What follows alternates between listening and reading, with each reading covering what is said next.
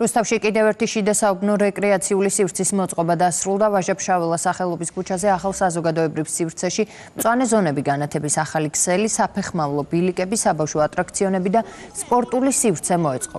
ქალაქის შიდა უბნების კეთილმოწყობა რუსთავში მიმდინარე წლის ბიუჯეტის ერთ-ერთი პრიორიტეტია. 2025 წელს რუსთავში შიდა გზების და შიდა საუბნო სივრცეების რეაბილიტაციისთვის ჯამში 11,5 მილიონზე მეტია განსასხვრული.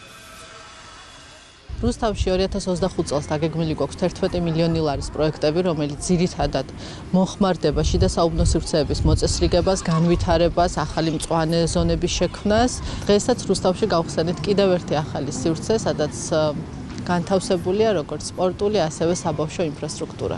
რუსთავში გრძელდება ინფრასტრუქტურული პროექტების განხორციელება, კერძოდ კი შიდა საუბნო მოსასვენებელი და დასასვენებელი სივრცეების მოწყობითი სამუშაოები. ახლა ამჟამად ვიმყოფებით ადგილას, რომელიც დაახლოებით 30 წელიწადია თუ მეტი არა სრულიად უფუნქციოდ არის დარჩენილი და ახლა ამ ტერიტორიამ სრულიად ახალი სიცოცხლე შეიძინა.